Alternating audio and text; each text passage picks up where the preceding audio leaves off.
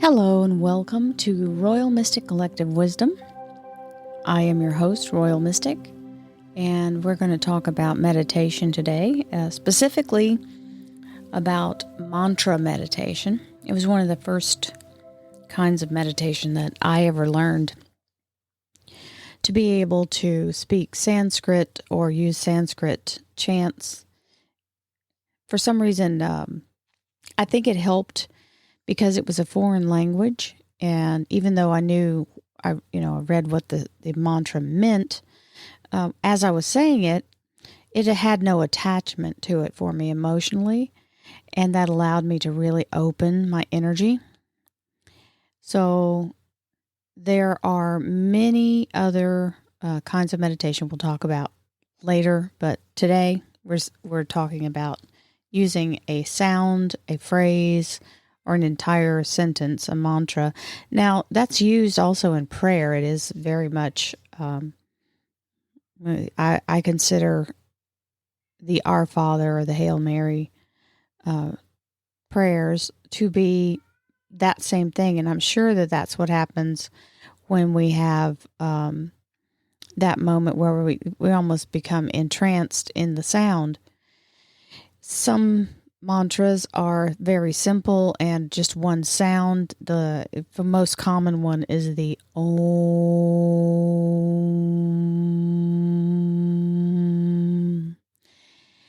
We've talked about sacred sound and using the solfeggio frequencies in the sounds like Sol.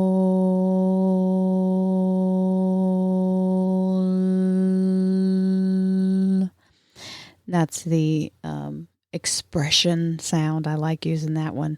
It allows you to just make the sound and allow yourself to fall into the sound and fall into the vibrational frequencies. Now, there are more solfeggio frequencies. We've talked about it. The ut, re, mi, fa, sol, la, si. Those are the ones that I'm aware of. And it does very much sound like the do, re, mi, fa, sol, la, ti, do, right? It is that energy of resonant sound that helps to kind of carry you into the rhythm of your own internal energy. So, one of my favorite Sanskrit mantras is my family affectionately calls it the Om Eem because it allows a shift of vibrational frequency from negative to positive. That is the sole purpose of this mantra that I'm about to do. And it literally is something that I used on a daily, frequently used, like multiple times a day in jobs that I was having a real hard time not wanting to react and trying to keep the toxic energy away from me and shift my energy, keeping myself from dropping into that low frequency. So we're 3 minutes in, and I'm about to bust that out for you. So we'll understand that I don't have a full correct pronunciation of it because I have an American tongue and I do the best I can with that. But here's my closest rendition of it. And it's a very much known in India as a very common, it's common prayer or mantra that's used to shift your energy. So here we go. Om Mim Reem Kleem Chamunda Viche Namaha.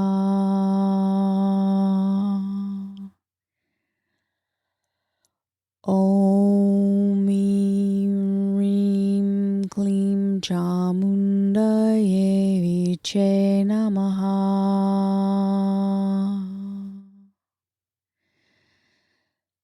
Om Mim Reem Kleem Chamunda Viche Namaha.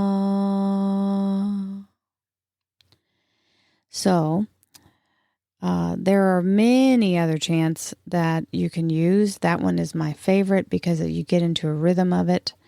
And I found out about this particular mantra because I got a book of mantras that were on a CD, and I got an American man who actually became very fluent in Sanskrit, and really, I feel like he did a very good job of interpreting and talking about the mantras. Now, mantras have a specific timing.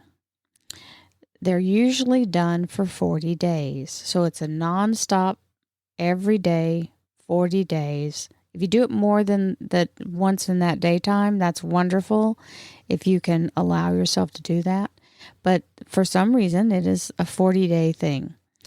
And allowing yourself to get in the discipline of it and being able to do it. Now, I will tell you, doing any meditation, if once you can get yourself into the habit of doing it daily, you miss it when you don't.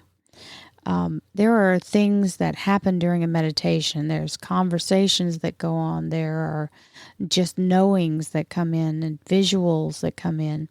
Now, you don't have to visualize anything. The best way that I have discovered that to go into a meditation is to let yourself be in the emptiness, be in the void, because that's where you're in the quantum creative field. I first saw this about a month ago or two. It's been a month? Yeah. Right at a month ago. Yeah. When I went to the Dr. Joe Dispenza retreat, and he said, he said, before you go into this, did you hear me say visualize? Don't visualize anything. Just go into the emptiness. And it was the biggest battle was to get my mind to stop trying to throw ideas in, right? And to stop paying attention to the things that were happening around me, because, we were elbow to elbow to people. So the people next to you, they're breathing, they're moving, it's hot, you feel their body heat radiating. So it's all of that. You got to get past all the physical. And that's the hardest part about meditation. People have to get past the part where our bodies try to interfere. And then when our bodies aren't trying to interfere, our subconscious is trying to interfere. And even, making sure you don't set yourself up to try to meditate right before the garbage truck comes down the street, right? You want to be cognizant of the timing you're picking. And I actually have started waking up 2 hours earlier than I normally would to start my meditations, because I want the silence. I want the stillness of the morning before everybody gets up and starts hauling around everything and honking. And, there aren't that much outside noises, and I can sit on my back porch in my energy and just do it. Now, you'll also find that your mind will start to wander off to old things sometimes, to old nonsensical things. And sometimes you'll have to come out of the meditation, get up, get a drink of water, shake it off, get back into your sitting position, start over.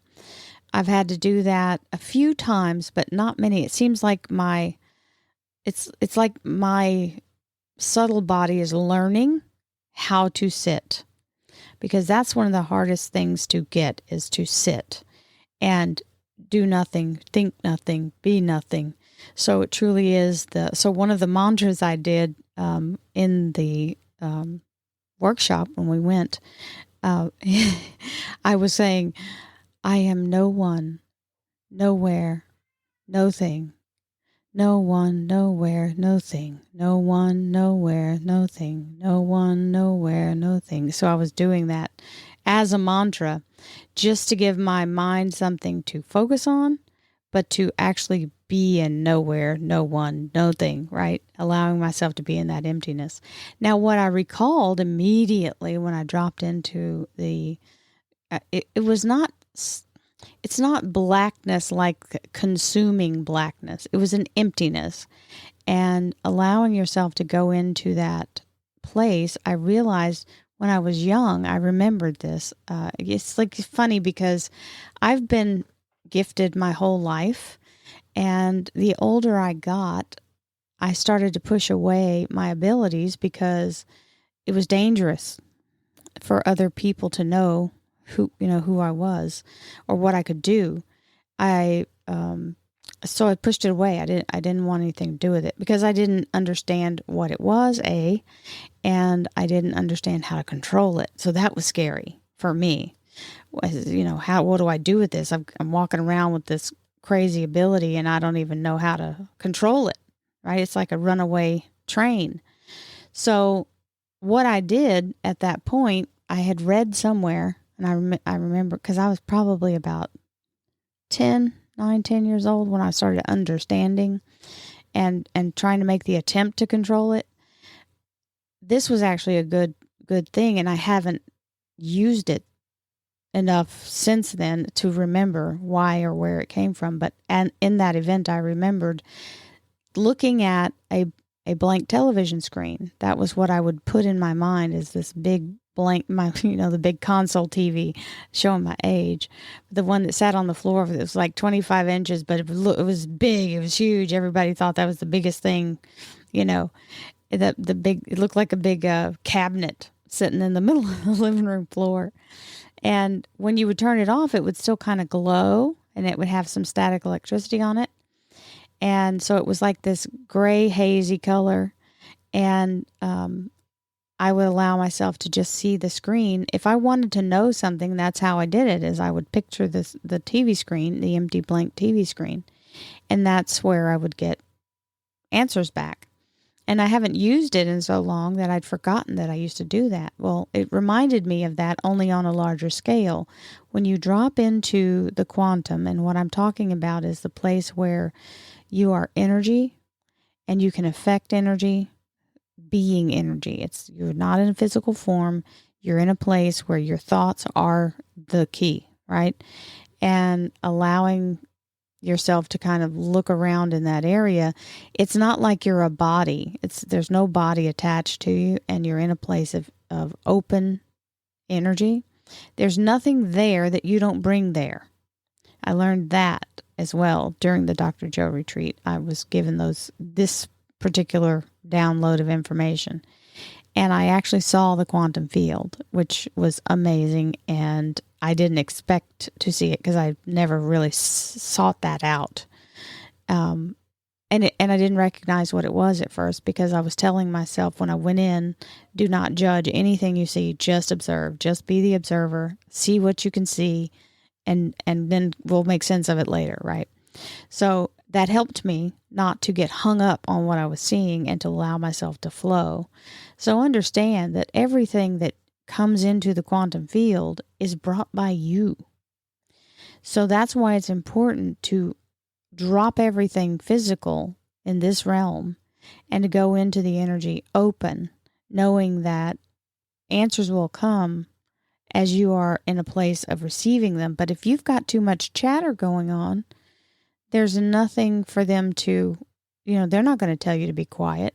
You have to still your own, energy down to where you can be the observer and allow yourself to just sit and be in the open energy.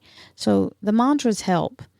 The mantras give you something to focus on, which allow you to kind of drop in. And as you go through your meditation learning, as you start to learn the different styles and what you like the best, your taste will change, your abilities will change, you will get better at it.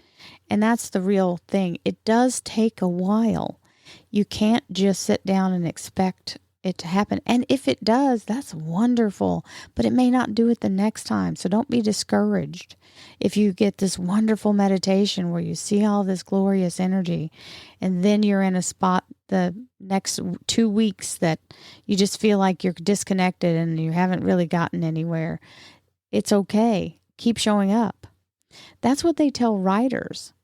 When you're in the creative process, you have to show up, and it is about the timing. You have to show up about the same time every single day and be ready. Because when you're a writer, that's exactly what you're doing. You're catching the tail of the muse of the universe. You're being talked to or spoken to or instructed.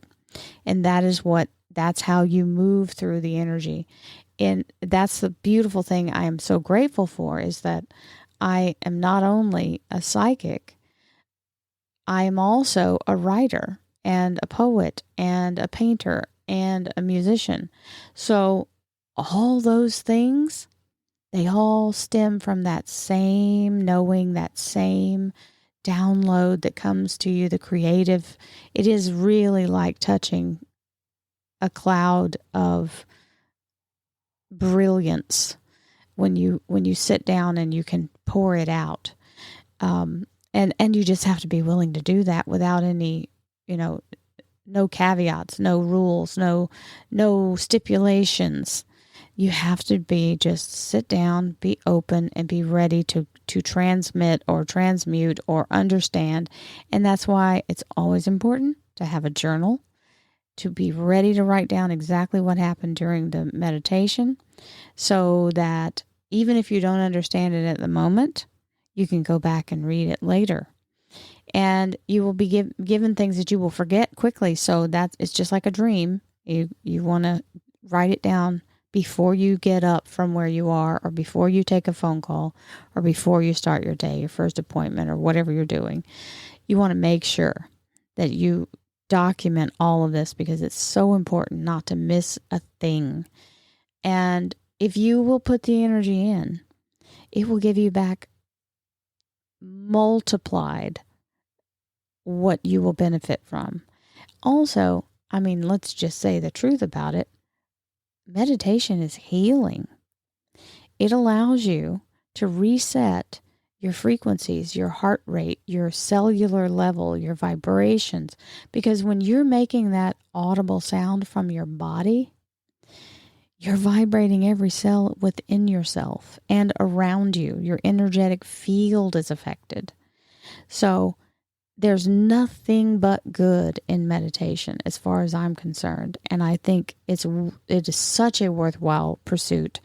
I hope all of you will try it. And next week we'll discuss the next different kind of meditation. And I want to welcome you to that, and thank you for being here today. As always, with my wonderful closing blessing, I send you lots of peace, lots of love, lots of happiness, joy, abundance, and prosperity to you all. Namaste, my dear friends.